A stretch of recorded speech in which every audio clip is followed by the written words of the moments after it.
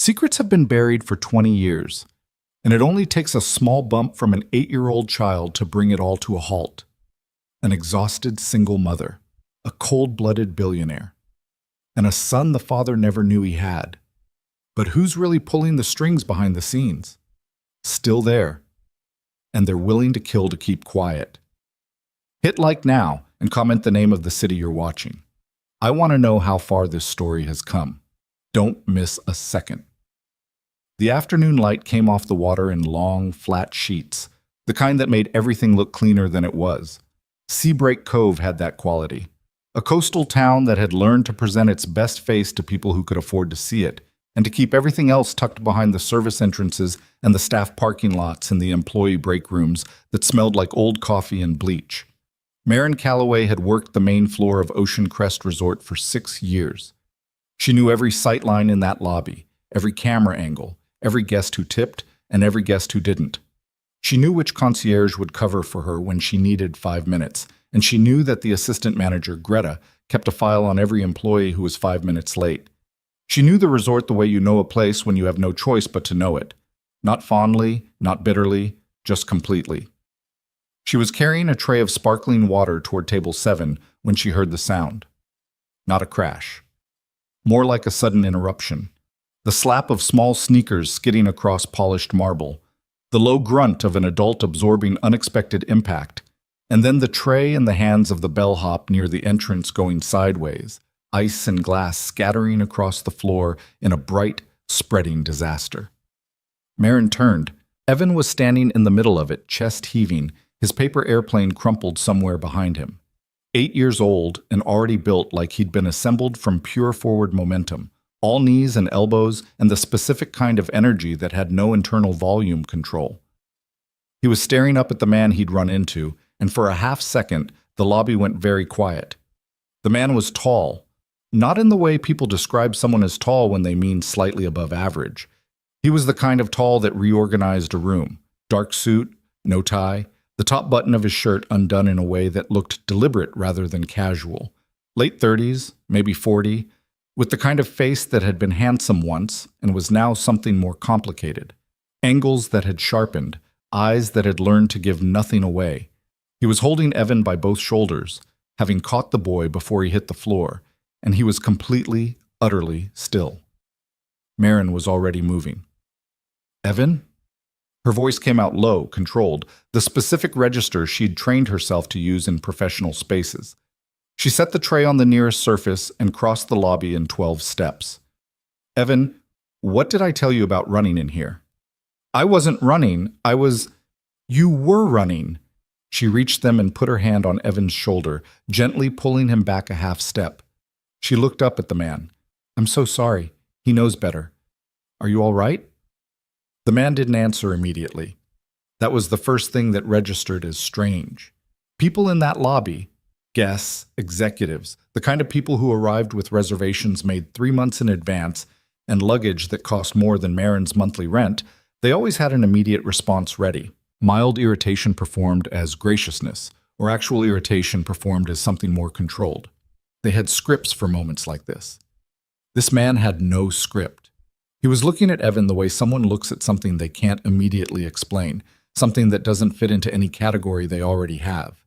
His hands had released the boy's shoulders, but he hadn't stepped back. His jaw was tight. There was a muscle working just below his left ear. I'm fine, he said. His voice was lower than she'd expected, flat in a way that suggested he'd spent a long time making it flat. He looked at Evan for another 2 full seconds, then finally pulled his gaze up to Maren. No damage done. Let me get someone to replace whatever was spilled. I said it's fine. Not harsh, just final. He picked up the leather briefcase that had hit the floor and walked toward the check-in desk, and Maren watched him go with the particular exhaustion of a woman who had been apologizing for other people's inconvenience for 6 years and was very, very tired of it. She turned back to Evan. Go to the break room, she said quietly. Sit down. Don't touch anything. I'll be there in 20 minutes. Mom, I didn't mean to. Shh. I know you didn't mean to. Go. He went. She watched him disappear through the staff door, that particular slope to his shoulders that he got when he knew he'd crossed a line, and she picked up the tray and went back to work. The man's name was Declan Mercer. She learned that the way she learned most things about guests, through proximity and necessity. Greta circulated a brief before the private business retreat officially began the following morning, a single sheet with names and room numbers and any noted preferences, because Ocean Crest prided itself on what it called anticipatory service, which meant learning enough about wealthy people to make them feel seen without making them feel watched. Declan Mercer, venture capital, based out of New York. No dietary restrictions noted. No +1.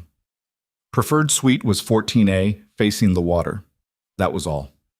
Maren folded the brief and put it in her apron pocket and tried not to think about the way he'd looked at Evan. The retreat ran for 5 days. She saw him at breakfast on the second morning, sitting alone at a corner table with a cup of black coffee and a laptop, not eating, scrolling through something with the focused blankness of a man performing concentration. She brought water, and he didn't look up. She saw him in the lobby that afternoon, talking on his phone with his back to the room, one hand pressed flat against the glass that overlooked the cove. She caught a single sentence as she passed. That's not what the projection showed, and you know it. Cold. Controlled. Someone was getting taken apart on the other end of that call. She saw him in the corridor near the service stairs on the third evening, and that time he did look up, and their eyes met for a moment that lasted about half a second too long before she looked away and kept walking. On the fourth morning, Evan was there again. She'd asked the resort's childcare coordinator to keep him occupied. Saturdays were complicated, his school was closed, and her usual sitter had canceled with 4 hours' notice. Maren had spent 20 minutes on the phone trying to rearrange the day before accepting the only available option, which was letting Evan sit in the small courtyard garden off the main building while she worked, under the loose supervision of the groundskeeper, who was a patient man named Otis, who didn't mind kids as long as they stayed out of the flower beds. Evan had stayed out of the flower beds. He had, however, found his way to the small stone bench near the garden's eastern gate, which abutted the walkway that Declan Mercer apparently used for his morning calls. Maren found out because Otis came to get her. "They're just talking," Otis said preemptively, which was how she knew she was going to find something she didn't want to find. She came around the hedge and stopped. Evan was sitting on the bench with his elbows on his knees, in the posture he adopted when he was explaining something he found genuinely fascinating. Declan Mercer was sitting 3 feet away on the low garden wall, his phone nowhere in evidence, his jacket over his arm, looking at Evan with an expression she couldn't immediately name. Not predatory, not even particularly warm, just intent. The way a person looks when they're listening to something that doesn't make sense yet, and they're waiting for the piece that will make it make sense. And the wingspan has to be exactly right, otherwise it just nosedives, Evan was saying, demonstrating with his hands. And most people make the fold too steep, but the trick is you actually want a slight curve. Evan. Maren's voice came out sharper than she intended. Both of them looked at her. Evan immediately registered that he was in some kind of trouble, though he couldn't have said why. Declan Mercer stood, and something shifted in his face. The intent expression closing down, replaced by the neutral blankness she'd seen at the check-in desk. "He wasn't bothering me," Mercer said. "He's supposed to be in the garden." "This is the garden." "The other part of the garden." A pause. Evan slid off the bench and came to stand beside her, and she put her hand on his shoulder, and she saw Declan Mercer look at that. At her hand on Evan's shoulder, at the two of them standing together. And something moved behind his eyes that she couldn't read. "He's yours," Mercer said. Not a question. "He is." She kept her voice level. "Come on, Evan." She walked Evan back through the hedge and handed him to Otis and went back to her station. And she told herself the conversation meant nothing, and she almost believed it. He found her on the fourth afternoon. The main floor was quiet between lunch and the dinner prep window, and Maren was doing inventory near the service bar when she heard footsteps that weren't staff footsteps, the unhurried cadence of someone who had nowhere to be and had decided to be here instead. She didn't turn around. "Miss Calloway." She turned around. He was standing just inside the service entrance, which guests were not supposed to use, and he looked faintly incongruous there among the supply shelves and the stacked linen carts, too expensive and too composed for the space. He had his hands in his pockets, which she had noticed was something he did when he was trying to appear less formidable, and it didn't work. "This area is for staff," she said. "I know. I asked where I might find you." She set down her clipboard. "What do you need, Mr. Mercer? I can get someone from the concierge." "I don't need the concierge." He looked at her steadily. "I need to ask you something, and I'd like you to hear me out before you shut it down." That's an interesting way to start a conversation. I've been told I'm not good at small talk. He didn't look apologetic about it. "Your son, how old is he?" The air in the room shifted about 3 degrees. Marin felt it in the back of her neck, that prickling awareness of standing at the edge of something. "I don't discuss my son with guests," she said. "I'm not asking as a guest. I'm asking because—" He stopped, pressed his mouth together, tried again. "Because he looks exactly like photographs I have of myself at that age." The words landed quietly, almost gently. And they were, she realized, the most dangerous sentence she had ever heard, because it was not accusatory, and it was not aggressive, and it was not any of the things she'd spent 8 years steeling herself against. It was just a man standing in a service corridor telling her something that scared him. She didn't let that matter. "Lots of kids look like lots of people," she said. "It's a coincidence." "Maybe." He wasn't moving. "Or maybe not. I'd like to know which one." "Mr. Mercer." "Declan. Mr. Mercer." She picked up her clipboard again. "I think you should go back to your retreat." He studied her for a moment. The muscle below his left ear was working again, the one she'd noticed in the lobby on the first day. "I'm not going to create a problem," he said. "That's not what this is." "What is it then?" "I don't know yet." He said it with the particular flatness of someone telling the exact truth. "But I think you do." He left. Marin stood very still for a long time, her clipboard in her hands, and she breathed carefully, in and out, the way she taught herself to breathe during moments when the ground shifted beneath her without warning. She was good at that. She'd had 8 years of practice. She told herself she wouldn't think about Seabreak Cove the way it had been 9 years ago, before the resort expansion, when the South Docks were still accessible to the public and the sailing club ran charity regattas that local businesses co-sponsored in exchange for goodwill and tax deductions. She told herself that, and then she sat in her car in the employee parking lot that night after her shift and thought about nothing else. One evening, one storm that had come up fast off the Atlantic, faster than anyone had predicted, and the regatta organizers had made the call to shelter the volunteers overnight in the harbor master's office and the adjoining boathouse while the weather passed. 14 people, sleeping bags on hardwood floors, the sound of rain hammering the tin roof, the smell of rope and salt water, and a man she'd talked to for 6 hours straight, a man she'd met that morning and felt like she'd known forever, a man who'd made her laugh in the specific way that felt like recognition rather than performance, and who'd looked at her when she spoke like what she was saying was the most interesting thing he'd heard in years. He'd told her his name. He told her he was in the city for a friend's funeral, that he'd volunteered for the regatta because he needed to do something with his hands.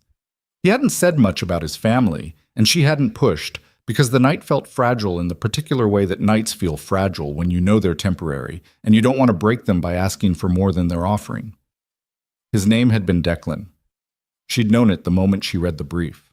She'd known it and told herself she was wrong, told herself it was a common enough name, told herself that the man in the lobby with the expensive suit and the carved stone composure was not the same man who had sat across from her on a boathouse floor in the middle of a rainstorm, and told her that he'd never felt like he belonged anywhere.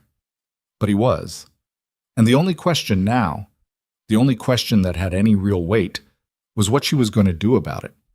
She started her car, drove home through the coastal dark, went upstairs and stood in the doorway of Evan's room for a moment, watching him sleep, the way she did most nights, that particular mixture of love and fear and exhaustion that was the central texture of her life. Evan slept with one arm thrown over his head, which was something Marin had always done, and his jaw, even relaxed in sleep, had that same set to it, that particular angle she'd been looking at all day in a man who claimed not to know he had a son.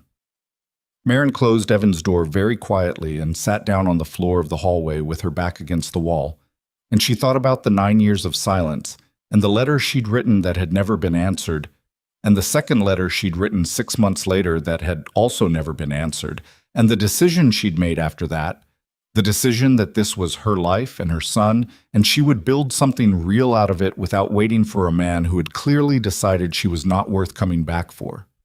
She had built something. It wasn't what she'd dreamed, but it was real, and it was hers, and Evan was extraordinary, and she did not need Declan Mercer to walk into the Ocean Crest Resort and start looking at her son like he was a miracle he'd lost the receipt for. She did not need that at all.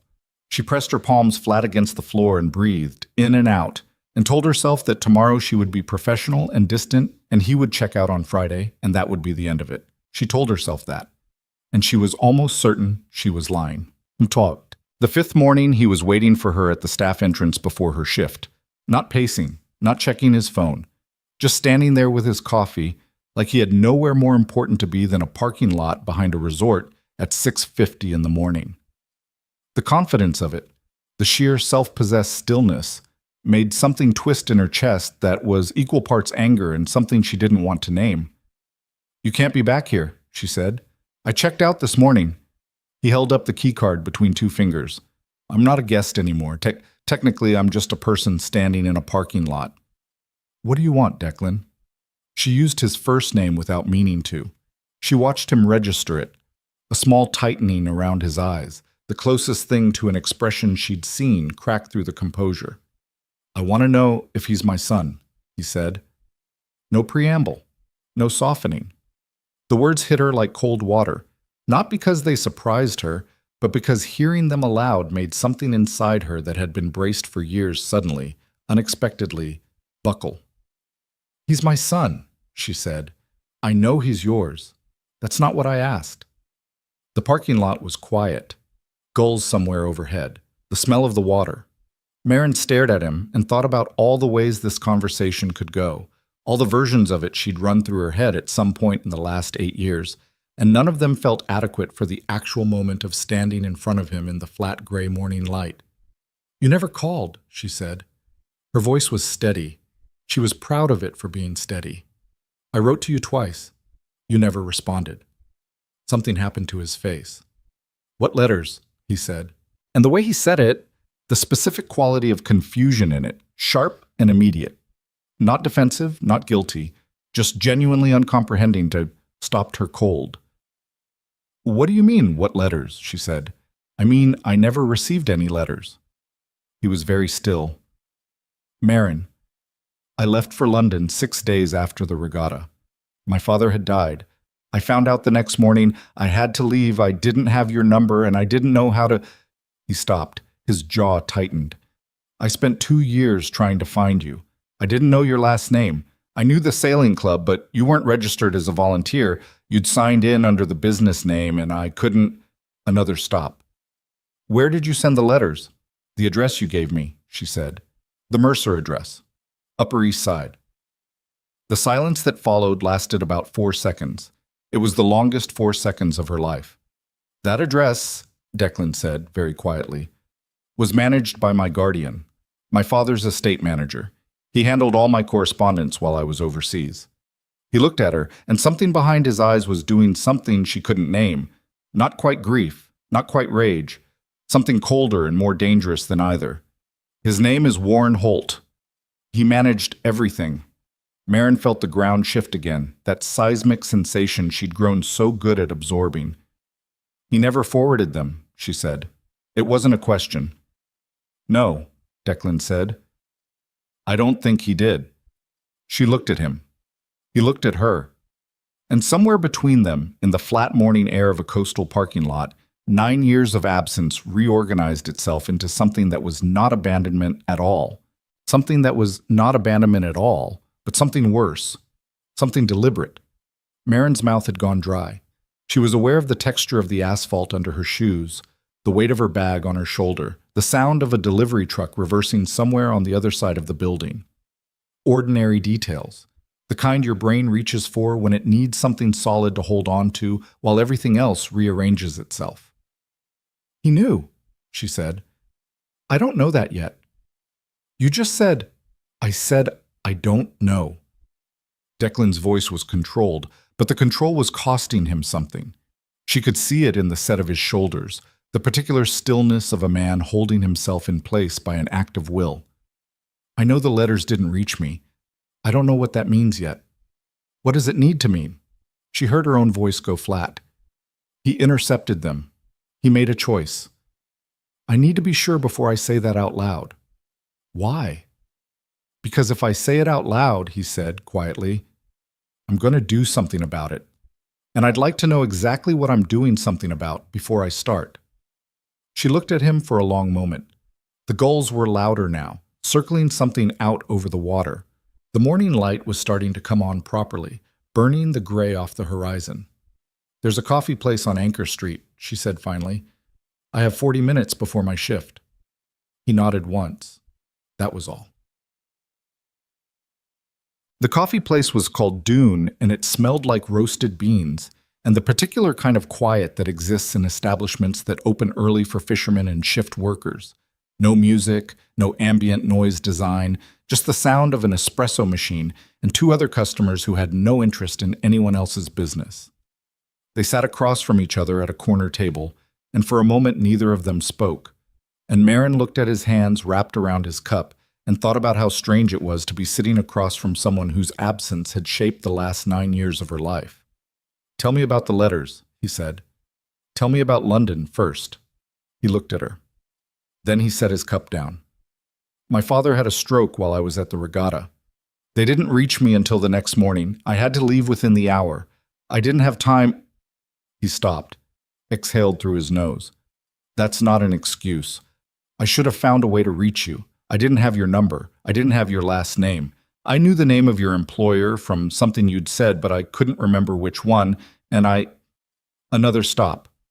I was managing an estate, a board transition, a legal restructuring, all of it while grieving a man I hadn't fully figured out how to love yet.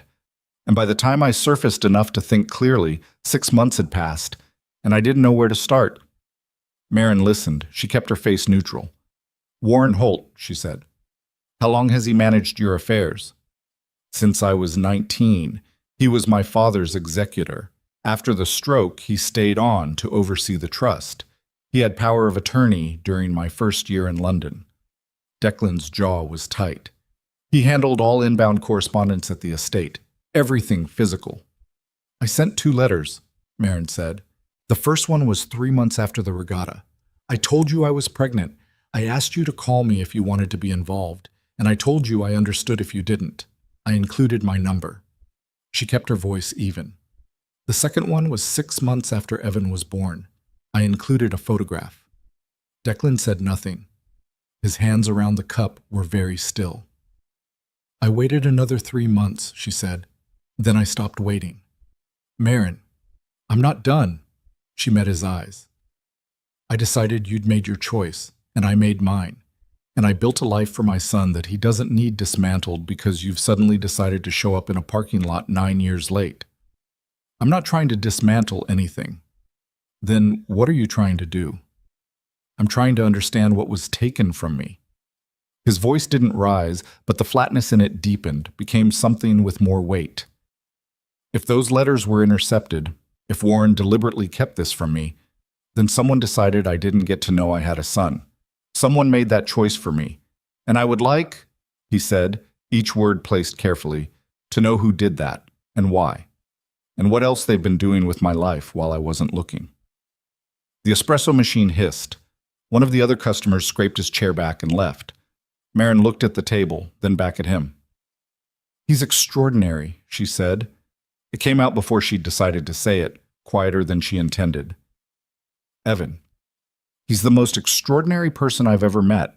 And I'm not saying that because I'm his mother. I'm saying it because it's objectively true. He taught himself to read music from YouTube videos. He builds things. He argues with me like a trial lawyer, and he's 8. She pressed her mouth together. He didn't need you. He doesn't need you. But he has asked me about his father 4 times in the last 2 years, and I haven't known what to say. Declan was very still. What did you say? He asked. I said his father was a good man who didn't know he existed. She looked up. I chose to believe that. Even when I was furious, I chose to believe it, because I didn't want Evan to carry anger towards someone he'd never met. She paused. Turns out I was right for the wrong reasons. The silence stretched. Outside, the street was beginning to fill with morning traffic, the ordinary sounds of a coastal town starting its day. I want to meet him, Declan said. Properly. I don't mean I'm going to show up and announce. He stopped, ran a hand over his jaw. I'm not going to create a crisis. But I need to know if he's my son, and if he is, I need to figure out how to... A DNA test, she said. Yes. All right. She said it before she'd finished deciding, which was unusual for her. She was typically a person who finished deciding before she spoke. But something about the morning, about the way he'd said what was taken from me, had shifted something she hadn't expected. I'll arrange it, discreetly. And while we wait for the results, you will not contact Evan, you will not contact my employer, and you will not discuss this with anyone. Agreed. And if the results say what we both already know they say, she held his gaze, then we talk again. About what comes next. About what's appropriate. About what Evan is ready for. She paused. Not about what you're ready for. About what he is. Declan looked at her for a moment with something she might, in another context, have called respect. Agreed, he said again. Ishit. The results took 8 days. 8 days during which Marin worked her shifts and picked Evan up from school and helped him with a science project about tidal patterns, and made dinner, and listened to him explain the aerodynamic difference between a dart fold and a Nakamura lock in paper airplane construction, and tried very hard not to think about the DNA kit sitting in the back of her closet, or the man who was presumably somewhere in the city waiting, or the specific way his eyes had looked when she'd said, "He's extraordinary."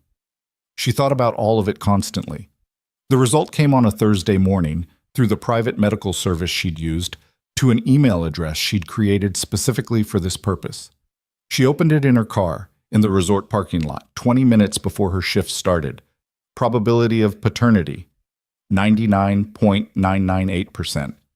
She sat with that number for a while. She'd known. She'd known since the lobby, had known with some wordless certainty the moment she'd turned and seen Declan Mercer holding her son by the shoulders, looking at him like the ground had opened up. But knowing and confirmation were different things. Confirmation had weight. Confirmation meant the next step was no longer theoretical. She texted him from the number she'd given him. Just the word, confirmed. He called within 30 seconds. I need to find Warren's records, he said, no preamble. I need to know if he has those letters.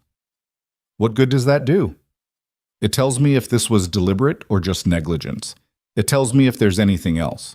Letters are physical evidence. If he kept them, why would he keep them? Because Warren Holt keeps everything, Declan said, and there was something in his voice she hadn't heard before. A bitter familiarity, the tone of someone describing a person they thought they knew. He documents everything. It's how he operates. He doesn't destroy, he archives. He thinks documentation is protection. A pause. It might be the thing that unmakes him. But she met Warren Holt 3 days later, which was not something she had planned or agreed to. She came out of the resort's side exit at the end of her afternoon shift, and he was standing beside her car. 60, maybe 65, the kind of heavy set that came from decades of good restaurants. Silver hair, perfectly parted. A suit that cost more than her monthly rent. He was holding his hands loosely in front of him, a posture that was probably meant to read as relaxed and read, instead as rehearsed. Marin's whole body went cold. Ms. Calloway. His voice was warm and completely empty. I wonder if we might have a brief conversation. How do you know who I am? Her voice came out steady. She was grateful for that.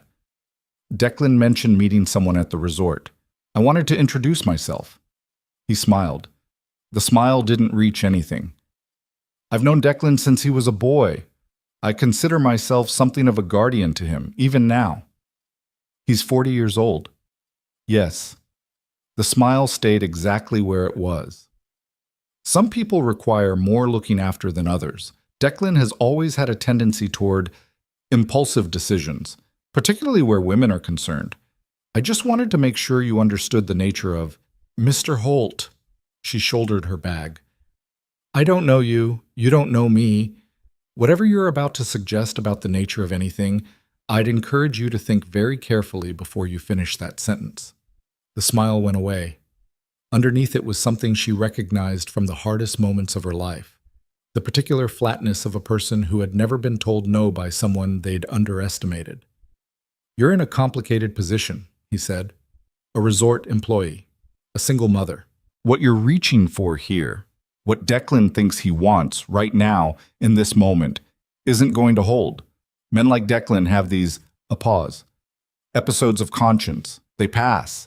What doesn't pass is the damage they do to people who aren't equipped to protect themselves. Are you threatening me? I'm advising you. Those are the same thing. He looked at her for a moment, then he straightened his jacket. The Mercer estate, he said, is a significant entity. Its affairs are managed with great care. Introducing destabilizing claims into that environment, particularly claims that are difficult to verify.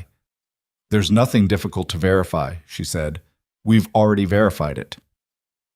The temperature of the air between them dropped about 10 degrees. She watched his face do something small and quick, a flicker of calculation, gone almost before she could identify it. He hadn't known. Declan hadn't told him. He'd come here fishing, and she'd just confirmed what he was fishing for. She had the sudden vertiginous sensation of having made a mistake. I see, he said softly. Well, he adjusted his cufflinks. I hope you'll be thoughtful about how you proceed, for the boy's sake, if nothing else. He walked away. She watched him go, and her hand was shaking slightly around the strap of her bag, and she made herself breathe in and out before she reached for her phone. Declan picked up on the second ring. He knows, she said. Warren. He came to my car. The silence on the other end lasted exactly 1 second. Get Evan, Declan said. His voice had gone completely flat. Don't go home first. Pick him up from school right now and take him somewhere that isn't your apartment. Declan, Marin, listen to me. A beat. I know how Warren operates. He doesn't warn people unless he's already decided on a next step. The warning is just him being courteous to himself. His voice was steady, but underneath the steadiness she could hear something she hadn't heard from him before. Something urgent and barely controlled. Please, get Evan. I'll explain everything, but I need you to move first. She was already walking toward her car. Where do I take him? There's a woman named Diane Cowell. She's a former colleague of mine. She lives in Seabright Cove. I'll text you her address. She doesn't know Warren. She doesn't appear in any of my professional records. She's safe. He paused. Tell her I sent you. She'll understand.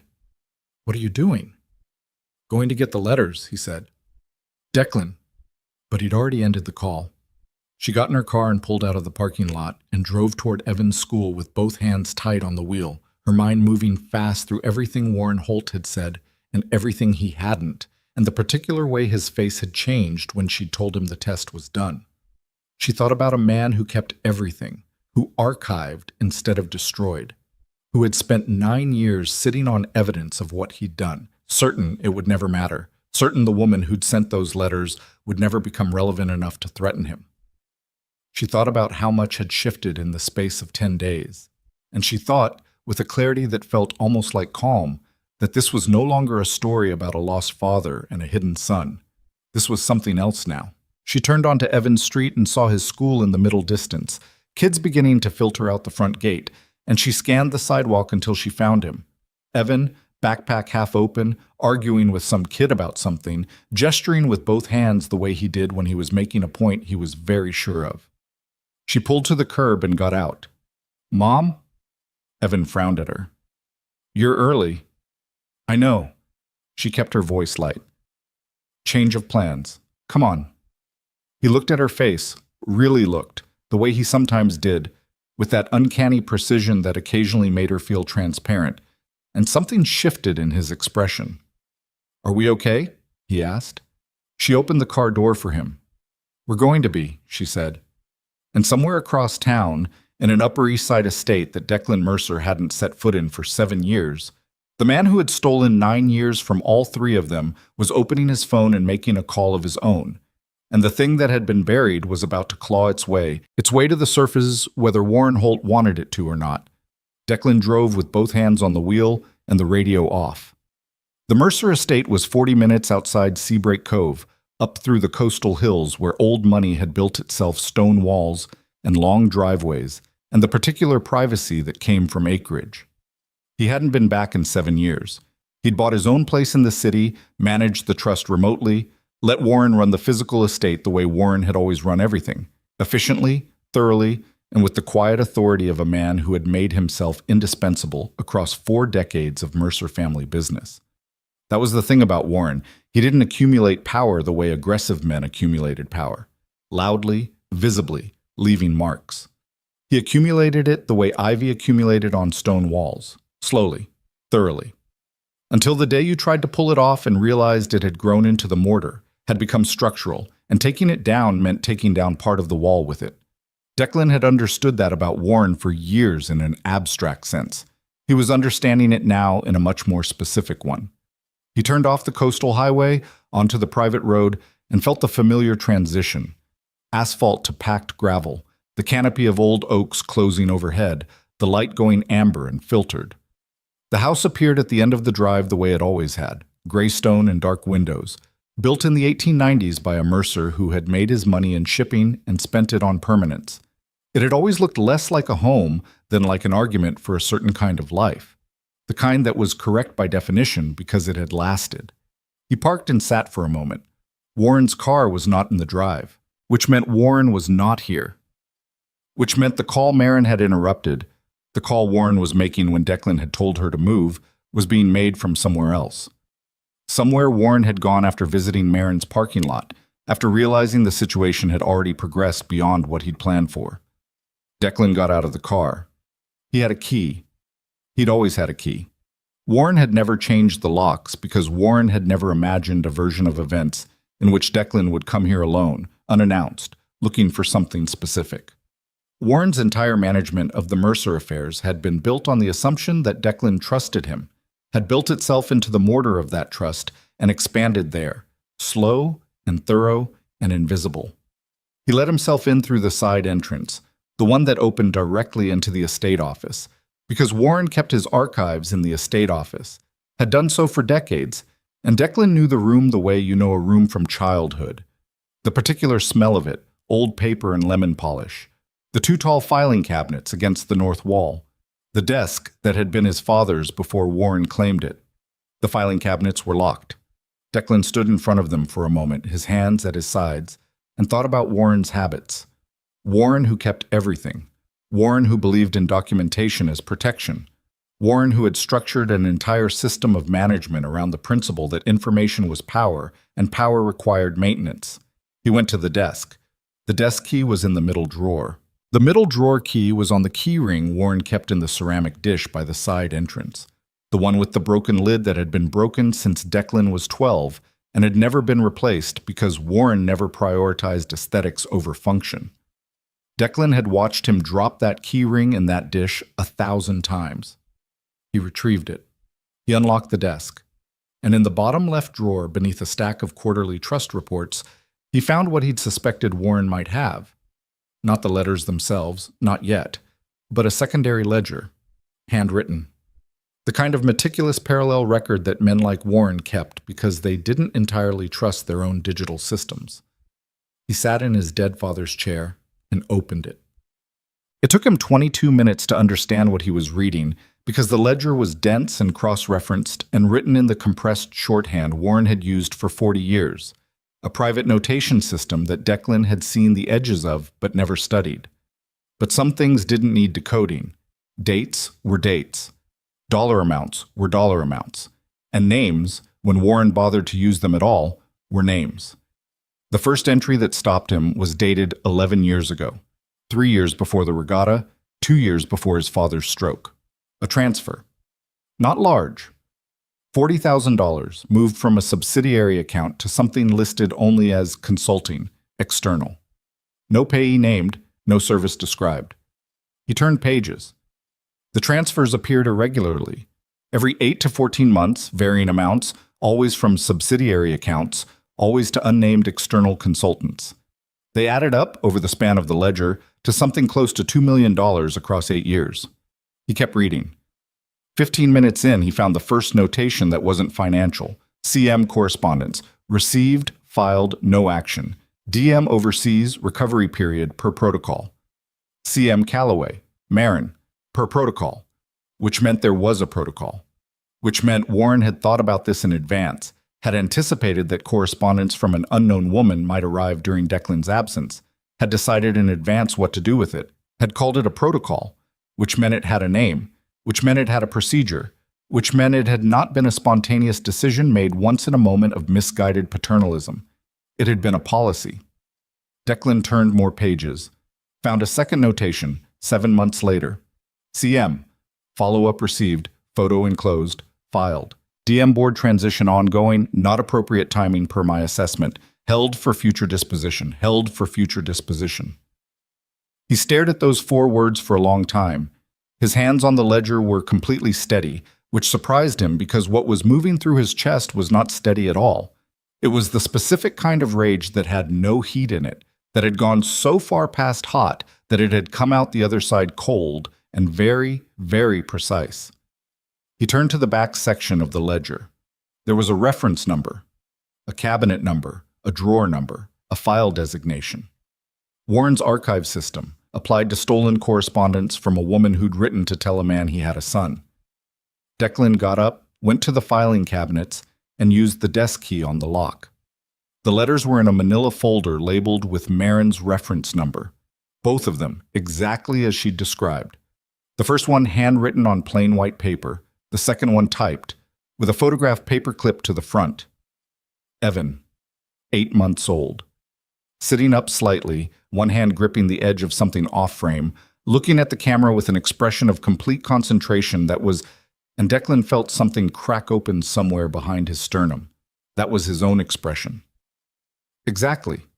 He had photographs of himself at that age, and this was the same face, the same particular focused intensity, the same slightly too serious look for an infant.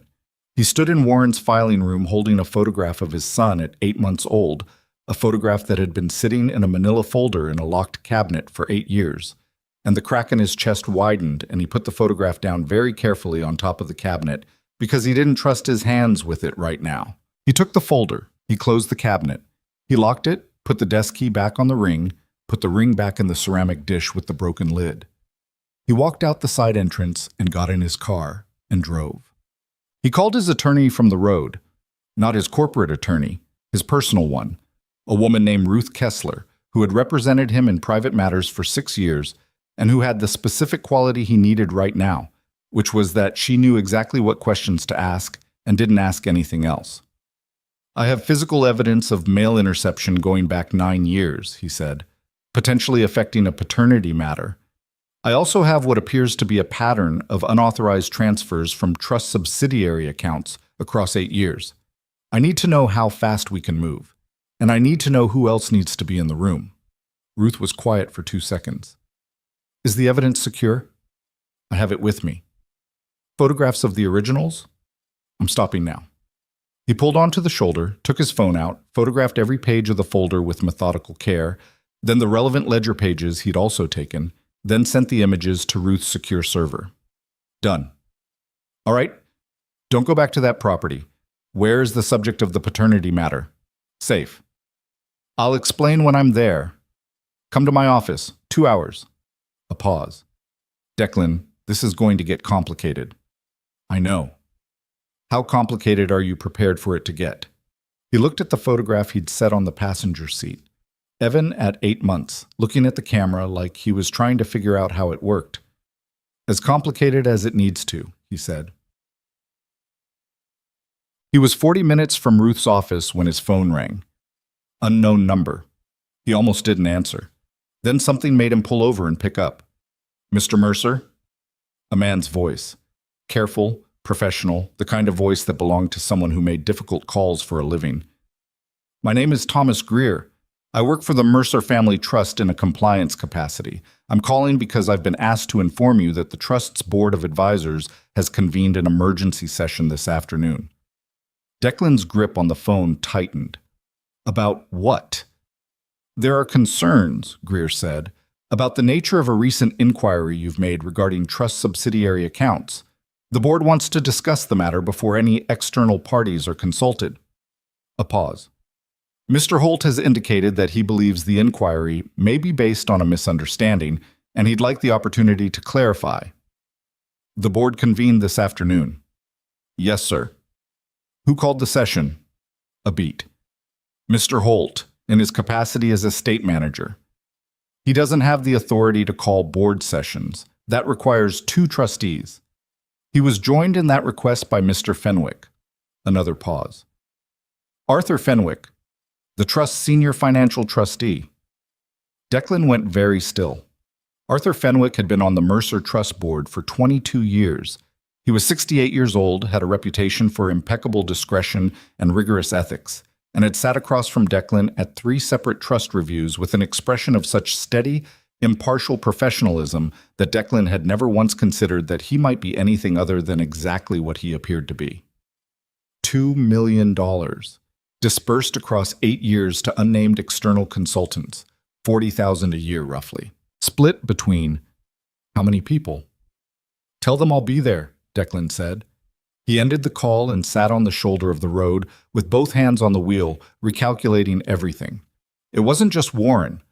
Warren was methodical and self-interested, but ultimately small, the kind of man who managed other people's power and mistook proximity to it for the thing itself. Warren wouldn't have sustained this for 8 years alone. Warren didn't have enough at stake. Warren's motivation was control, and control required an object, and the object had always been the Mercer estate. And protecting the estate didn't require keeping Declan isolated from a woman and a child unless someone else had given Warren a reason to, unless someone had been paying Warren to keep Declan exactly where Warren had kept him. Compliant, manageable, focused on the business and not on anything that might make him ask questions about the business. He texted Ruth. Board session called for today. Fenwick involved. I think the transfers were payment. Need you there. She responded in 30 seconds. Don't walk in without me. Pick me up on the way. Ruth Kessler was 53, 5'4", and wore her silver hair cut close to her skull in a way that read as someone who had stopped performing softness a long time ago. She got into the car with a leather document case and the expression of someone who had already been running scenarios for the last 2 hours. Tell me everything, she said. He told her. All of it. From the lobby collision to the ledger to the phone call, without editing and without pause.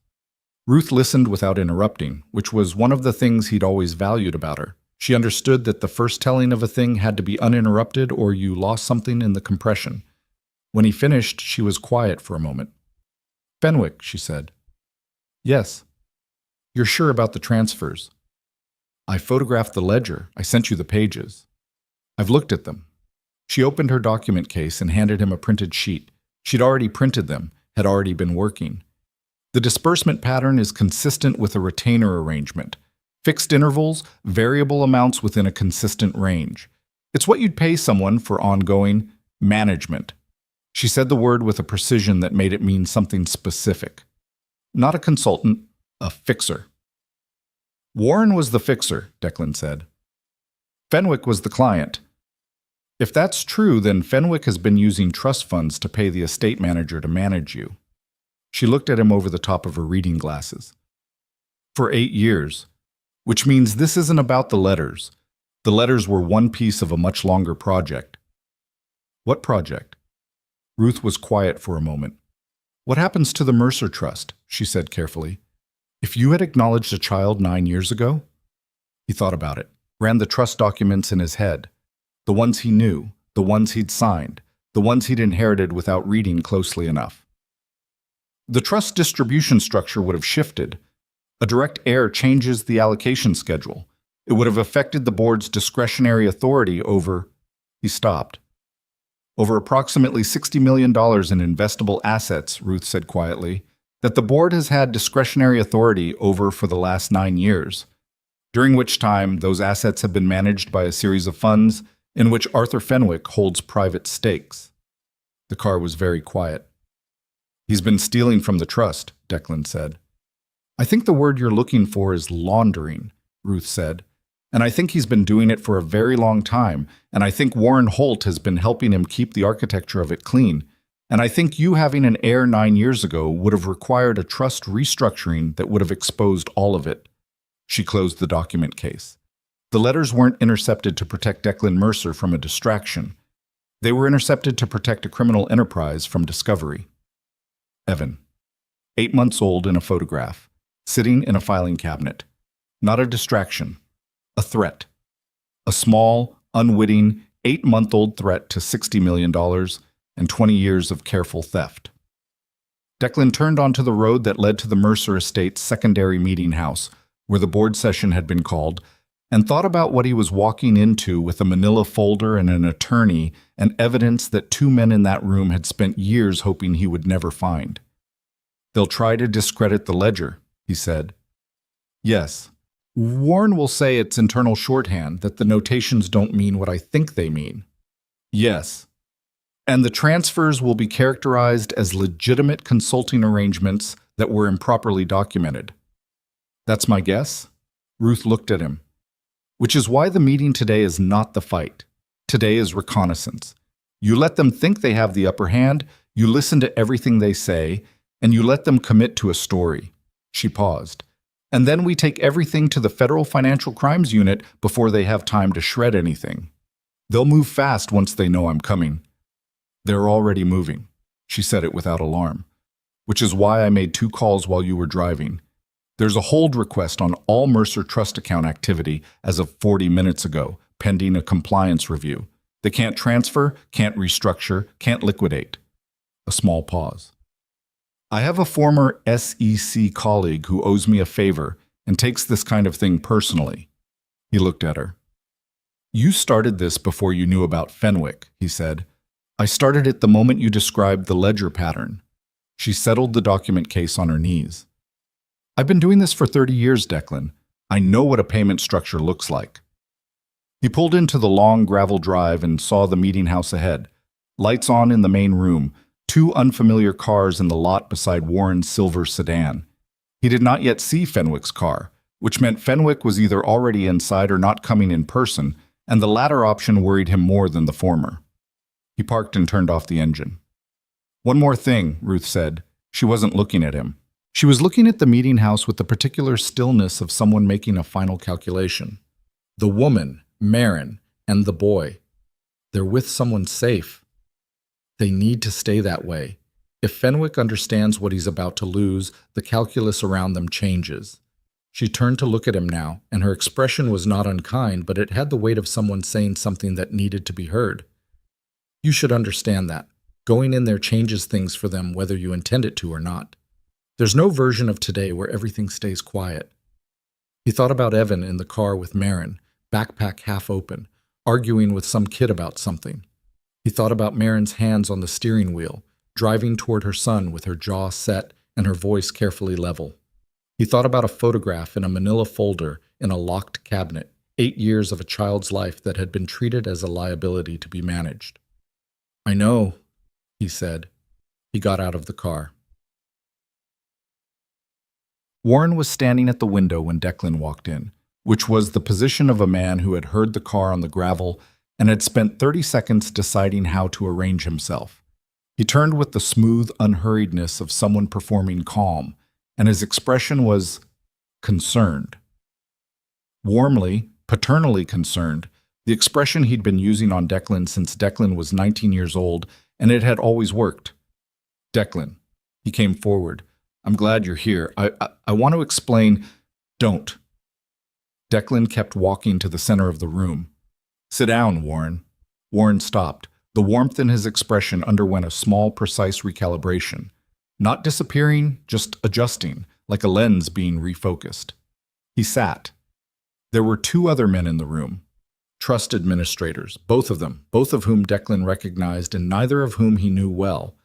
They sat with the careful neutrality of people who had been told something and didn't yet know which side of it to be on. Arthur Fenwick was not present. "Where's Fenwick?" Declan said. "Arthur sends his regrets," Warren said. "He's been delayed. He asked me to convey he's not coming. He'll join by phone when he's not coming because he's not stupid," Declan said. "He knows I wouldn't come here without documentation, and he doesn't want to be in a room where documentation is produced." He looked at Warren. "Did he call you after he found out the accounts are frozen?" Something moved in Warren's face. Very small, very fast. "I don't know what you mean," Warren said. "The trust accounts are frozen as of this afternoon, pending a federal compliance review." Declan watched the color change in Warren's face. Not dramatic, just a slight draining, the blood moving away from the surface. "I'd like you to tell me, Warren, with the two trust administrators present as witnesses, what services were rendered by the external consultants who received retainer payments from the Mercer subsidiary accounts across the last 8 years? Silence. The two administrators were very still. Warren looked at him for a long moment, and the warmth was gone now. All of it. And what was underneath it was the thing Declan had not seen in 35 years of knowing this man. Not anger, not fear exactly, but something colder and more calculating. The look of a man running options and finding them narrowing. "Those payments," Warren said carefully, "were for legitimate advisory services. They were properly authorized. By whom? By the board's discretionary. Name the consultants," Declan said. Warren said nothing. "Name one of them," Declan said. "One name, one service description, one deliverable from 8 years of retainer payments." The silence stretched. One of the administrators shifted in his chair. The other was looking at Warren with an expression that had moved firmly away from neutral. "I'll need to consult my records," Warren said finally. "Your records are in the estate office," Declan said. "Where I was this afternoon." He paused. "I have the ledger, Warren. I have the notation system. I have the file reference number you used for the correspondence you intercepted." He kept his voice level. He had spent the drive here deciding that he would not do this loudly. Loud was for people who weren't certain. He was certain. "I have both letters. I have the photograph of my son that you filed under a reference number in a locked cabinet and described as held for future disposition." Warren's hands on the table were very still. "And I have," Declan said, "a federal compliance hold on every account those payments move through, which means every transaction will be visible to investigators who are considerably less interested in being reasonable about this than I am." He sat down across from Warren. "So I'm going to ask you one more time, while there's still a version of this conversation that happens in a private room instead of a federal courtroom. Who authorized the payments? What were they for? And what did Arthur Fenwick know?" Warren looked at him for a very long moment. Then he said, "I want an attorney." And in that moment, in the specific quality of those 4 words, in the shift from performing confidence to requesting protection, Declan understood that the picture was larger than the ledger had shown, and that the ledger had shown quite a lot, and that whatever came next was going to be nothing like the careful, managed thing Warren had spent 8 years constructing. The drive back to Seabrake Cove took 40 minutes. Declan spent the first 20 on the phone with Ruth, who had stayed behind at the meeting house to manage the administrators and begin the formal documentation process, and who spoke in the clipped, precise cadence of someone who had shifted from advisory mode to operational mode and found it comfortable there. "Warren asked for counsel," she said, "which means he's calculating. He's not panicking. He's positioning. That's important." "Why?" "Because a panicking man does unpredictable things. A calculating man does predictable ones." A pause. "He's going to try to reach Fenwick before we do, and Fenwick is going to try to move money before the freeze fully propagates through all the sub-accounts. We have maybe 6 hours before they realize the freeze covers everything and shift to a different strategy." "What's the different strategy?" "Discrediting you," Ruth said. "The evidence, the ledger, the chain of custody. They'll argue you broke into the estate, that the documents were taken illegally, that anything you found is inadmissible and the product of a personal vendetta against a trusted estate manager." Another pause. "They'll also go after Marin, her credibility, her motivations, the nature of your relationship. They'll try to reframe everything as a scheme." Declan's hands tightened on the wheel. How fast can the federal filing move? I'm working on that right now. My contact is good, but good doesn't mean instant. Realistically, we have paperwork in front of investigators by tomorrow morning. She paused. Tonight is the gap. Tonight is when they have room to operate. He understood what she wasn't saying. I'll call you in an hour, he said, and ended the call. He drove the remaining 20 minutes without the phone, which was a thing he rarely did, and in the silence he ran through everything he knew about how Warren operated, the methodical patience of it, the preference for pressure over confrontation, the way Warren had always solved problems not by removing them, but by making them inconvenient for other people to pursue. The warning in the parking lot. Marin standing by her car and Warren telling her she was in a complicated position. Not threatening, advising. That had been pressure. A first application of it, light, meant to test whether Marin would fold on her own, which would have been the cleanest outcome. The woman steps back. Declan is managed away from the situation. The whole thing dissolves without Warren having to do anything more overt. Marin hadn't folded, which meant the next application would not be light. He pressed the accelerator down and watched the coastal road unspool ahead of him in the early evening dark.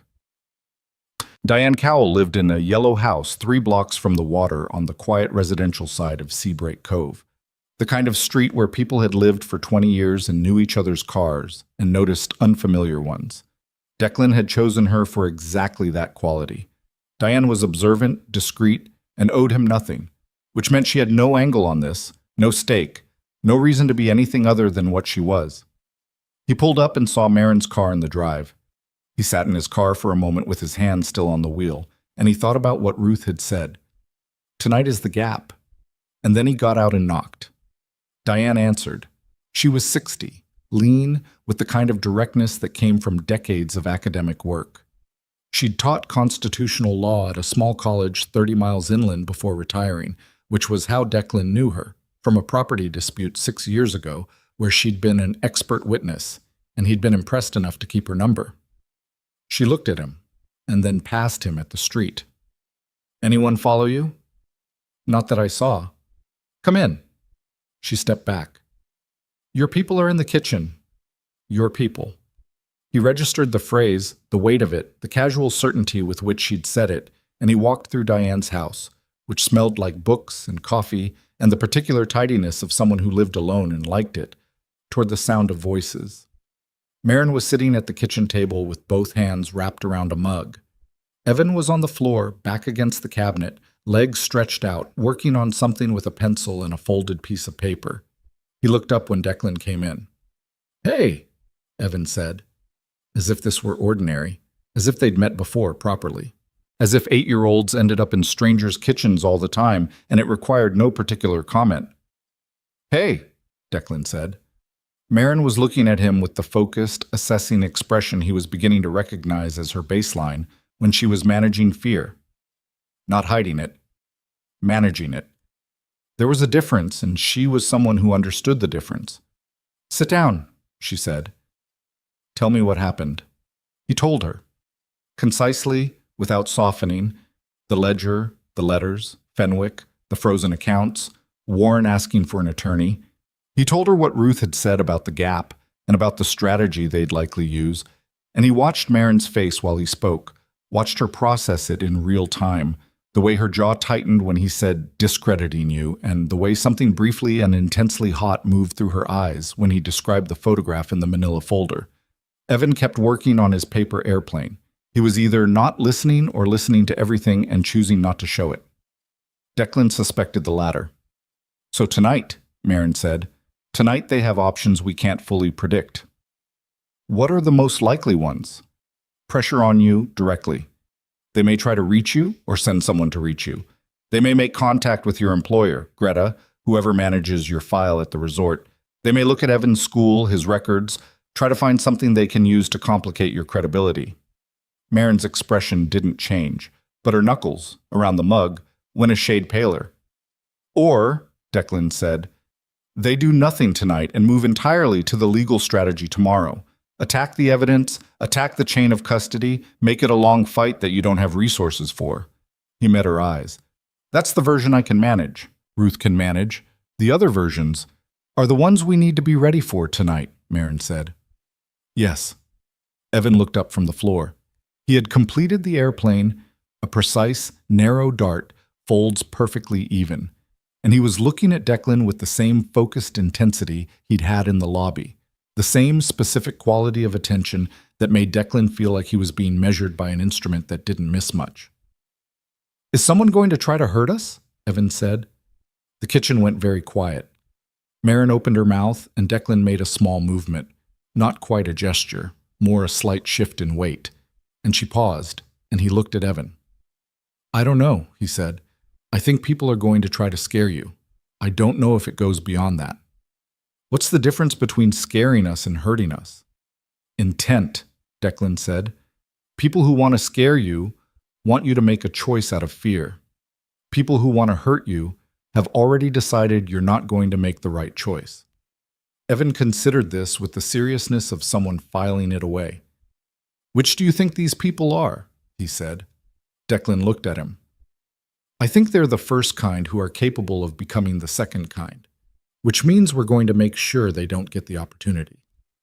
Evan nodded, once, with a gravity that sat oddly on an 8-year-old's face and fit him perfectly. Then he stood up and handed Diane the paper airplane without explanation and went to stand beside his mother, and Marin put her arm around him in the automatic way of someone whose body had made that particular movement 10,000 times. Declan's phone buzzed. Ruth. He stepped into the hall. We have a problem, Ruth said. Her voice had changed. She'd been controlled before, clipped, and operational. Now there was something underneath it that he'd never heard from her, which was the quality of someone who had been surprised by something they should have predicted. What is it? The federal hold. It covered the main accounts, the subsidiaries, everything I filed against. A pause. It didn't cover a private holding structure that isn't listed under the Mercer Trust name. Arthur Fenwick incorporated a shell entity in Delaware 9 years ago.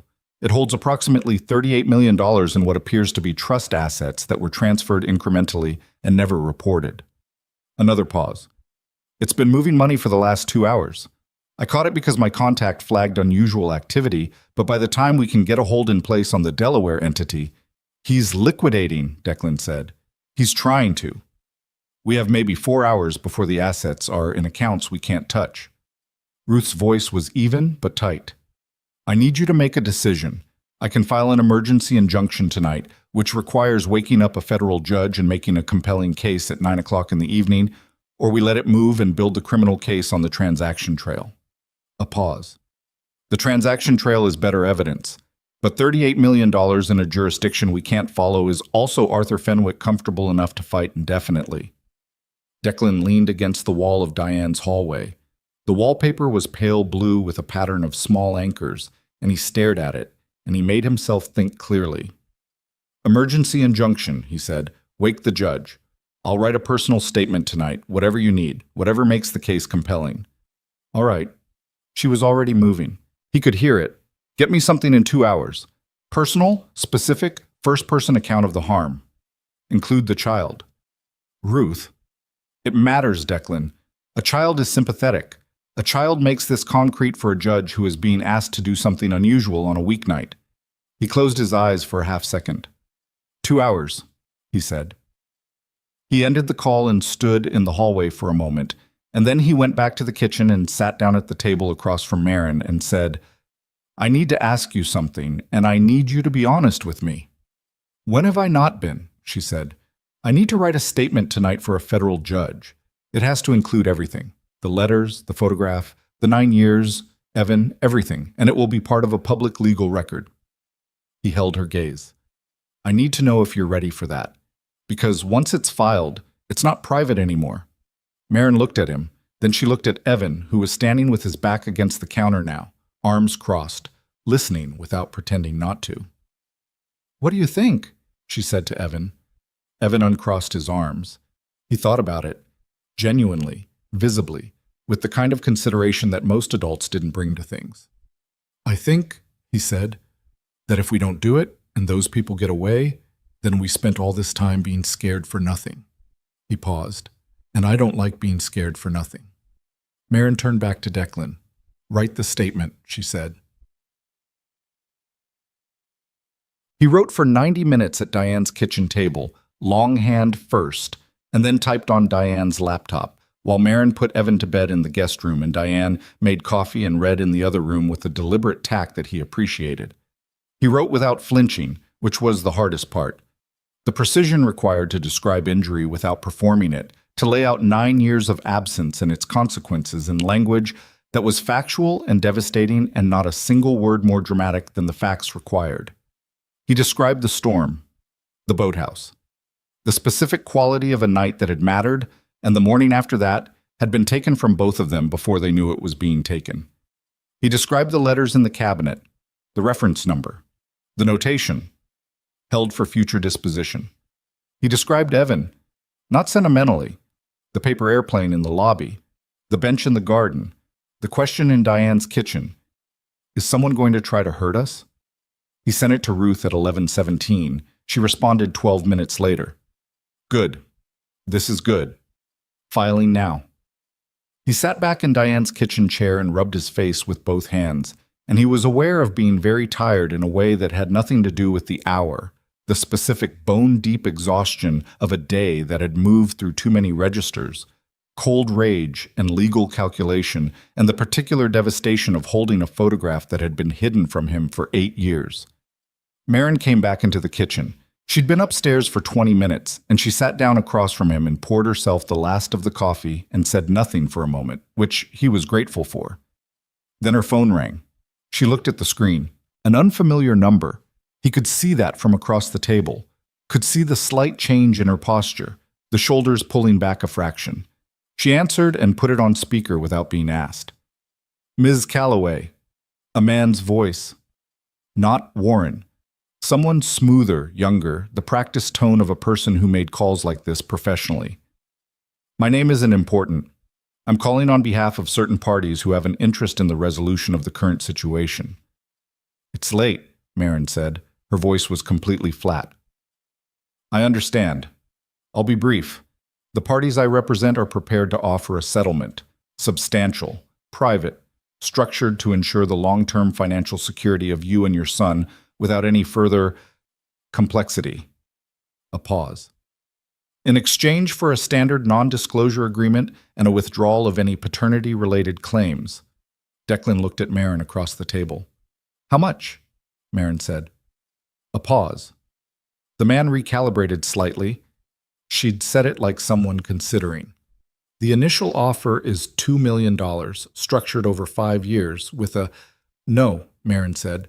Miss Calloway, I'd encourage you to consider no. Tell whoever is paying you to make this call that the answer is no, and that the next call they want to make should be to their own attorney, because ours filed papers 40 minutes ago. She ended the call. The kitchen was very quiet. $2 million, Declan said. Less than what they're trying to move out of the country, Marin said. She set her phone face down on the table. They're scared. Yes. Scared people do things. Yes. She looked at him steadily. So what do we do between now and when Ruth gets an answer from the judge?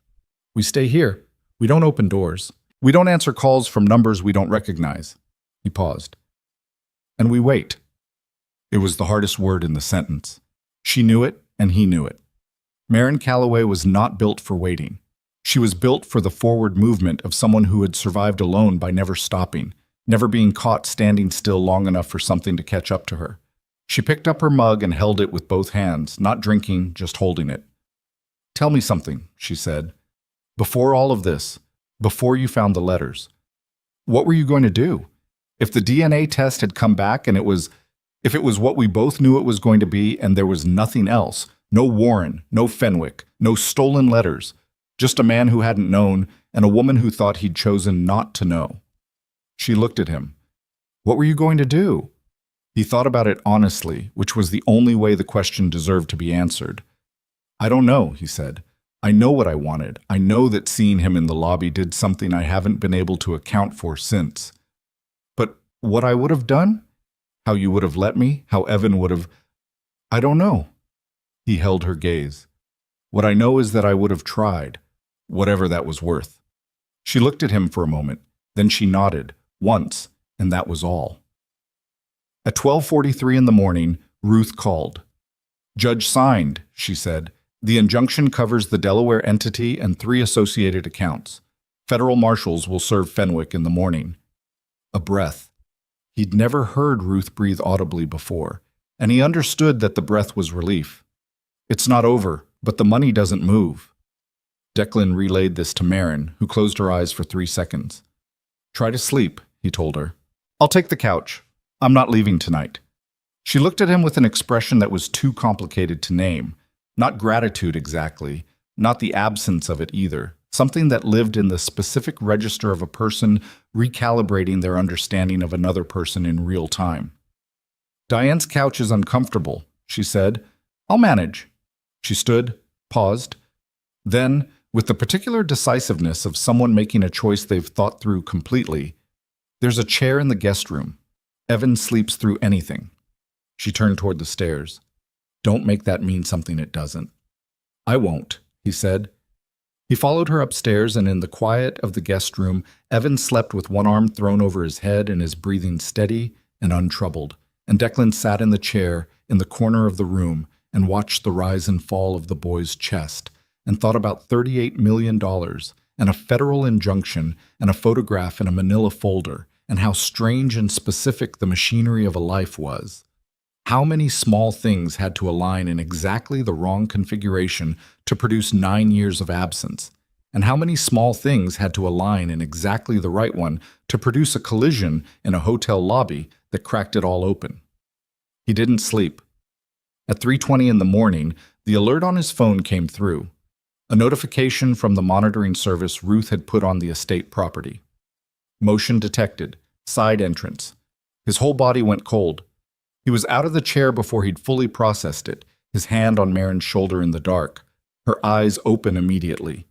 She'd been barely asleep, hovering in the shallow water of it, and he showed her the phone without speaking. She sat up. "Evan," she said very quietly. "He's here. He's fine." Declan was already at the window, looking down at the street. Diane's house, not the estate. The alert was from the estate. But the estate was where the remaining physical documents were. The secondary files he hadn't taken, the hard drives in Warren's desk system that contained... His phone rang. Unknown number. He picked it up. Breathing. Nothing else for 2 seconds. Then a voice he recognized, older and more controlled than the man Ruth's contact had described. A voice that belonged to someone who had spent 50 years learning how to make requests sound like observations. "Mr. Mercer," Arthur Fenwick said. "I think it's time we spoke directly." Declan moved to the doorway of the guest room, keeping one eye on Evan's sleeping shape and one hand tight around the phone, and he said, "I'm listening." "The injunction is an inconvenience," Fenwick said. The word was chosen with the care of someone who understood that minimizing a threat was its own form of threat, that naming it small made it small.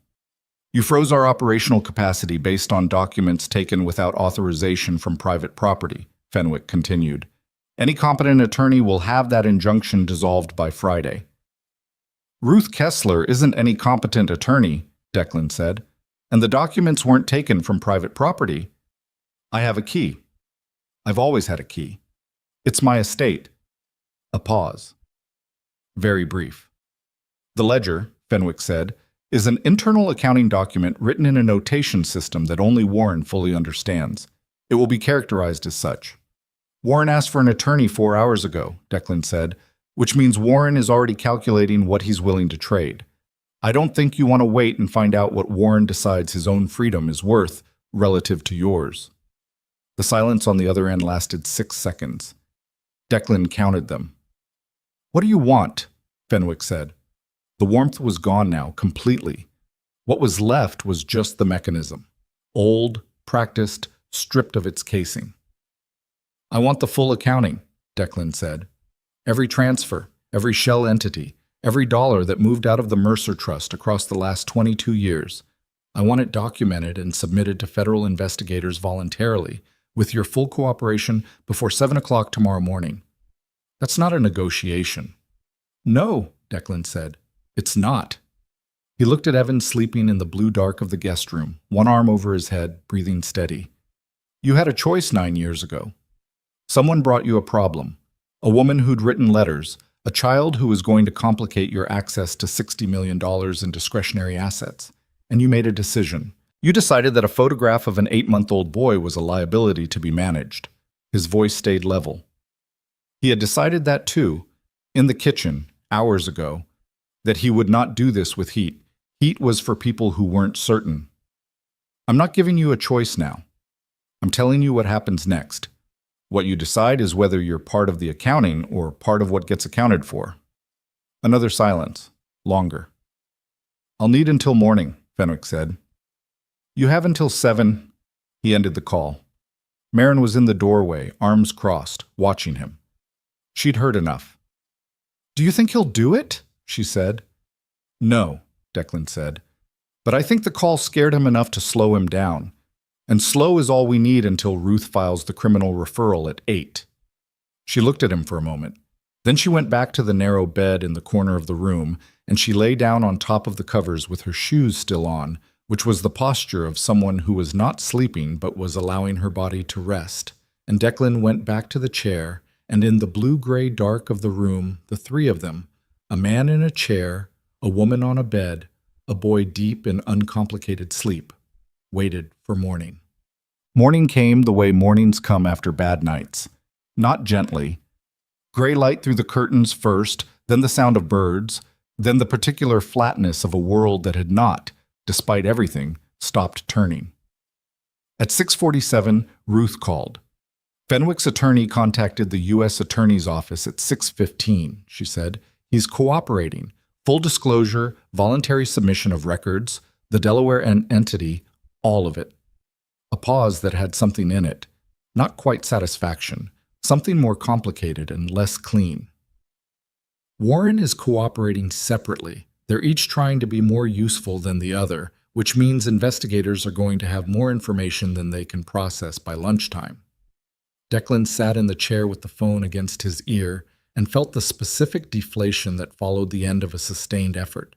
Not happiness, not relief exactly, something quieter and more exhausted than either. The estate? He said. Frozen pending full audit. It'll take months to untangle the trust from the shell structures, but the assets are secured. Ruth paused. You're going to be in depositions for a long time, Declan. I know. And the media? I know. It's going to be loud. Ruth. He stopped her. I know, thank you. A brief pause. Get some sleep, she said, and ended the call. He sat in the chair and looked at the window and the gray light coming through it, and then he looked at Evan, who was still asleep, and at Marin, who was awake and looking at the ceiling with her hands folded on her stomach, and he said, It's done. She turned her head to look at him. Which part? She said. The part that happens in the dark, he said. The rest is going to be loud and slow, and it's going to happen in public. But the part that happens in the dark is done. She looked at him for a long moment. Then she sat up, put her feet on the floor, and looked at Evan. He's going to wake up hungry, she said. Diane has eggs. I'll make breakfast. She stood. You look terrible. I know. She went downstairs and Declan stayed in the chair. And 2 minutes later, Evan opened his eyes and looked at the ceiling and then looked at Declan in the chair and said, with the uncanny practicality of children who process the world while they sleep, Is it over? Most of it, Declan said. Evan considered this. What's the rest? The part where everyone finds out. Courts, newspapers, people asking questions. About me? Yes. Evan was quiet for a moment. He sat up and pushed his hair out of his face and looked at Declan with the specific directness that Declan was learning to expect from him, the look that did not soften what it was looking at. Are you my dad? Evan said. The word landed in the room and stayed there. Declan looked at him. At the jaw he recognized and the eyes he recognized, and the particular quality of attention that he was beginning to understand, he also recognized because it was his own, had always been his own, and had been sitting across from him in gardens and lobbies, and borrowed kitchens for 10 days without him having the right word for what he was looking at. Yes, he said. Evan looked at him for another moment. Then he nodded, once, with the same gravity he'd brought to every serious thing. Okay, Evan said. He got up and went downstairs to find his mother, and Declan sat in the empty chair in the gray morning light, and for the first time in 10 days, he let himself be still. What? The federal case against Arthur Fenwick and Warren Holt took 11 months to move from indictment to trial. In that time, the Mercer Family Trust was restructured under independent judicial oversight. 22 years of fraudulent transfers were mapped by forensic accountants across 4 firms, and the true scope of what Fenwick had built, quietly, incrementally, over 2 decades of trusted service, became visible in the particular way that things become visible when they are finally placed in light. Larger than anyone had imagined, and somehow both more and less surprising than it should have been. $38 million in diverted assets, 14 shell entities across 3 jurisdictions. Warren Holt had been paid, across 8 years, $640,000 to manage, as Fenwick's attorneys eventually characterized it in filings they clearly hoped would minimize what they were describing. Information flow within the Mercer principal's personal affairs. Information flow. 2 letters. 1 photograph of an 8-month-old child, filed under a reference number, held for future disposition. The phrase appeared in the indictment, and it appeared in the press coverage, and it appeared in the statements of 3 members of Congress who sat on the committee that subsequently reviewed trust law protections for beneficiaries. And it appeared on the cover of a financial crimes publication, above a photograph of the Mercer estate that made the stone walls and the long driveway look exactly like what they had always been, a monument to the idea that certain things could be permanent. Nothing was permanent. That was the lesson, if there was one. Everything that had been built on concealment had the same structural problem. It required maintenance, and maintenance required trust, and trust was a thing that could be withdrawn. Fenwick's trial lasted 3 weeks. Warren's was shorter. He had cooperated thoroughly enough to reduce his exposure, and his sentencing reflected that, though not in the way he had hoped. There were, it turned out, limits to how useful a man could be after the full extent of what he'd done had been made visible to investigators who took child welfare implications very seriously. Declan sat through every day of the trials. He had not planned to. Ruth had told him it wasn't necessary, that his deposition testimony was sufficient, that attending would only extend his exposure to press coverage that was already extensive and exhausting. He had attended anyway because it had seemed to him that the specific category of thing Warren and Fenwick had done, the managed disappearance of people from each other's lives, the reduction of a child to a reference number, deserved to be witnessed by someone with standing to witness it, and he was the person with the most standing. Marin did not attend. She had given her deposition, calm, precise, devastating in its specificity. And then she had gone back to Seabrake Cove and back to her life. And Declan had understood that this was the correct choice for her, even though it cost him something he couldn't easily name. She was not a person who organized herself around the punishment of people who had wronged her. She was a person who organized herself around what came next. He was learning that about her, in the specific way you learn things about a person when the emergency has passed, and what remains is just the texture of who they actually are. Did come?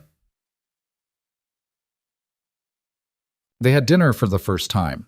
Properly, deliberately, a thing they chose rather than a thing necessity had arranged, 7 weeks after Fenwick's trial concluded. Not at Ocean Crest.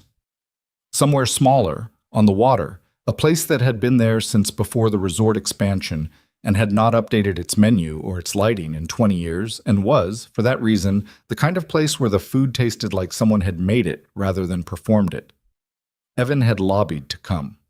Marin had said not this time, and Evan had accepted this with the same considered seriousness with which he accepted most things, which was to say that he had argued for approximately 4 minutes, and then, upon receiving an explanation that he found logically adequate, had stopped arguing and moved on. He was staying with Diane, who had, over the past months, become something between a neighbor and a fixed point in all of their lives, the woman who made coffee and asked practical questions and did not editorialize about things that weren't her business. Declan arrived first and sat at the corner table and looked at the water, which was dark and moving, catching light from the dock lamps in long, broken lines. He had spent a great deal of time looking at water in the last year. It had begun to seem not peaceful exactly, but honest, a thing that was what it was without negotiation. Marin came in and sat across from him and ordered wine before she said anything else, which he took as a reasonable indicator of how she was feeling about the evening, which was probably some combination of things that didn't resolve cleanly. "How are you?" she said. "Tired," he said. "You?" "Also tired." She looked at the menu without reading it. "Ruth called me. She said the trust restructuring is almost finalized. Next month. The Independent Oversight Board takes over permanently in January. And you? And me what? What do you do in January?" She set the menu down and looked at him directly, which was always how she looked at people when she was asking something that mattered. "The trust runs itself now. The legal circus is over. What does Declan Mercer do?" He thought about it honestly. "I don't entirely know yet. That's either concerning or healthy. I can't tell which. Probably both." He looked at her. "I know I'm here. I know what I want to be here for. Beyond that," he paused. "I spent 20 years being very certain about exactly what I was doing and exactly what it was worth. That certainty felt like competence. I'm not sure it was." She looked at him for a moment. "Evan asked me last week if you were going to move to Seabreak Cove." "What did you say?" "I said I didn't know, that we hadn't talked about it." She picked up her wine glass. "He said that was probably something we should figure out because he didn't want things to be weird." She paused. "He used the word weird. He said it 3 times. He's not wrong." "No." A slight softening around her eyes. Not quite a smile, the thing that preceded a smile. "He's not wrong about most things. It's genuinely inconvenient." I noticed. She looked at the water for a moment, and he looked at her looking at it, and the restaurant was quiet around them in the particular way of places that have been serving food for a long time, and understand that silence is not a problem to be filled. "I'm not asking you to have a plan," she said finally. I know this is complicated.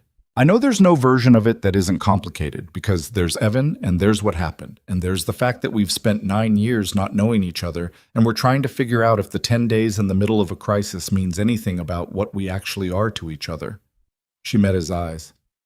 "I'm just asking you to be honest, about what you want and what you're capable of and what you don't know, because that's all I've ever asked anyone for, and it's the one thing no one in the last 9 years has managed to give me." He held her gaze. "I want to be here," he said. "I want to be where Evan is.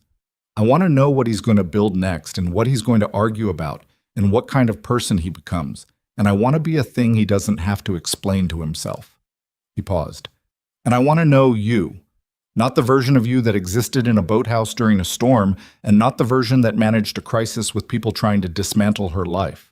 The regular version, the one who exists on ordinary days." Marin looked at him. "The ordinary version is pretty tired," she said. "I know. I'm not asking for performance." He kept his voice level. "I'm asking for time, if you'll give it." She was quiet for a moment. Outside, the water moved, the dock lights making their broken patterns. "I'll think about it," she said, which, he had learned, was Marin Calloway's version of yes. The Coastal Foundation had been Marin's idea, and she had not told Declan about it until it was already 3 months into operation, which was characteristic of her. She did not present plans, she presented accomplished facts, because she had learned across years of doing things alone that plans invited interference, and facts invited only the option to accept or refuse. He had not interfered.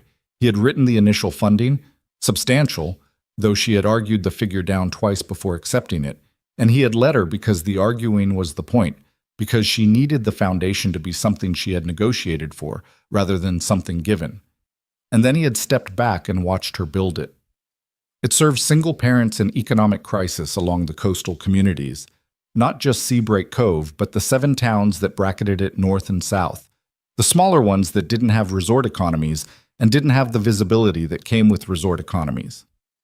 Legal aid, emergency housing assistance, childcare subsidy, a network of volunteer advisors who had worked their way through exactly the kind of institutional indifference that Marin had navigated alone for 9 years and understood, with the specificity of personal experience, how to route around.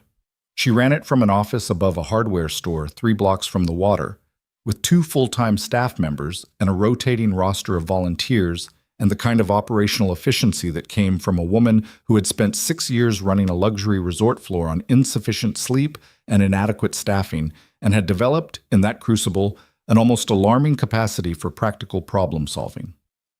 Declan came by the office sometimes, in the late afternoon, with coffee. He did not come every day. He had understood fairly quickly that coming every day would mean something he hadn't been invited to mean yet, and that meaning something you hadn't been invited to mean was exactly the kind of presumption that had characterized the men Marin had learned to be careful around. So he came when she texted, and he texted when something seemed worth texting about, and on the days when Evan was with him, they had arranged this slowly, carefully, in increments that Evan had largely designed himself, with a specificity that continued to startle Declan. I want to come on weekends, but not every weekend because sometimes I need to be home.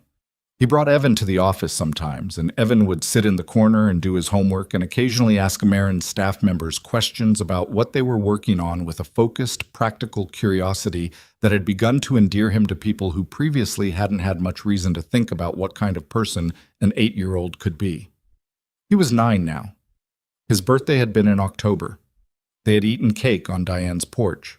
Marin, Declan, Evan, Diane, and Otis the groundskeeper from Ocean Crest, who had been invited because Evan had insisted, and who had brought a bottle of something Declan didn't recognize and stayed until 11, and turned out to have extremely specific opinions about tidal fishing that he and Evan had argued about in the particular way of 2 people who liked arguing because they liked the same subject. Declan had sat on his porch and watched his son argue about tide tables with a 60-year-old groundskeeper and thought about the ledger in the filing cabinet and the photograph in the manila folder and the notation held for future disposition, and felt something he didn't have an exact word for, something in the vicinity of grief and gratitude simultaneously, the particular feeling of understanding what you nearly didn't have. He ran into Warren Holt once, not by design. Warren had been released pending appeal. His cooperation had kept him out of immediate custody, a fact that Declan had opinions about and had chosen not to act on because Ruth had been very clear that acting on it would complicate the appeal, and the appeal was important. And they crossed paths on a Saturday morning outside the post office on the main street of Seabreak Cove, which was the kind of accidental geography that small coastal towns specialized in. Warren looked older, not dramatically. A few months wasn't enough for dramatic, but he looked like a man whose internal architecture had shifted, the way buildings looked after earthquakes when the structure was technically intact, but something in the foundation had moved and the walls reflected it in ways that were difficult to articulate. They stopped. Warren opened his mouth. "Don't," Declan said. Warren closed it. They stood on the sidewalk for a moment, the ordinary Saturday morning moving around them. A woman with a stroller, a man with a dog, the sound of the water somewhere past the buildings. And then Warren nodded, once, with the specific quality of a man accepting something he couldn't argue, and walked away. And Declan watched him go and felt nothing in particular, which was not what he had expected. He had expected anger or satisfaction or the completion of some emotional circuit. What he felt was the absence of all of those things, a kind of clean emptiness, as if the space that had been occupied by this particular weight had simply been cleared. He went to the post office and mailed what he'd come to mail and walked back to his car in the October sun and called Marin. "I saw Warren," he said. "And?" "Nothing," he said. "It was nothing." A pause on her end. "Are you okay?" "Yes," he said, and it was true. And the truth of it was uncomplicated in a way he wasn't entirely used to. Sad. The last evening of the year was cold and clear, the kind of cold that came off the water and meant it, that got into your coat and the space between your collar and your jaw and made the stars look bright and very far away. They were on the beach south of the resort, the public access beach that the resort had never managed to absorb despite occasional efforts, the stretch where the sand was coarser and the rocks broke through at the waterline, and it was not, by any standard, the resort would apply. Picturesque. It was the beach that the people who lived in Seabreak Cove used because it was theirs, had always been theirs, and they had held on to it the way you held on to things that the machinery of money and development periodically tried to take, stubbornly, persistently, and without fanfare. Evan was running ahead of them along the waterline, in the specific way he had, not aimlessly, but tracking something, watching where the waves left the sand smooth and dark, and then retreated, testing the edge of it with his sneakers in a game whose rules only he knew. He had on a red jacket that was visible from a distance and had been Marin's condition for letting him run ahead. Marin walked with her hands in her pockets and her shoulder occasionally near Declan's shoulder, and the quality of silence between them that had developed over months. Comfortable without being complacent, the silence of two people who had stopped performing ease and had found something that actually was. "He wants a dog," Marin said. "I know. He told me. He's been telling everyone. He told Diane. He told Otis. He told the woman at the foundation who does the legal intake, who he met for approximately 12 minutes. A pause. "He's building a coalition. He's going to win," Declan said. "I know he's going to win." She said it with the particular mixture of resignation and warmth that characterized how she talked about Evan in moments when she wasn't aware she was being observed. "I've known he was going to win since October. I'm just making him work for it because the process is good for him." Ahead of them, Evan discovered something at the waterline. A shell, a piece of driftwood, something the sea had decided to leave behind, and crouched to examine it with total absorption, the red jacket vivid against the dark sand. Declan looked at him. He thought about the lobby, the paper airplane and the skidding sneakers, and the 30 seconds of stillness in which he had looked at a child's face and understood, without language, without proof, that something had just changed irreversibly. He thought about the drive through the coastal hills and the ledger and the 2 letters and the photograph, and he thought about Ruth's voice saying, "Judge signed in the 3 o'clock dark," and Warren's face doing its small, fast recalibration in the meeting house, and the specific sound of Fenwick's voice calling an injunction and inconvenience. He thought about a boathouse in a storm and a woman he'd talked to for 6 hours and the morning after, and the year after, and the 8 years after that, and how much of a life could be altered by a decision someone else made in a moment you were never part of. He thought about all of it, and it settled into him the way things settled when they were over. Not neatly, not without remainder, but completely. Done. Accounted for. "Marin," he said. She looked at him. He didn't say anything else immediately. He looked at her in the cold evening light.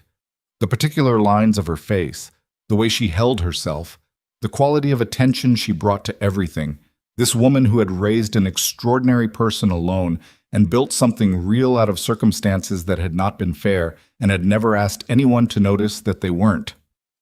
"Thank you," he said. She looked at him steadily. "For what?" "For the letters," he said. "For writing them when you didn't have to. For choosing to believe I was a good man even when the evidence said otherwise." He paused. "For letting me be here." Marin held his gaze for a moment, and something in her expression shifted, not softening exactly, more like the last layer of a kept distance making a quiet decision, the way ice makes a decision in March. "You're not here yet," she said. "Not all the way." "I know.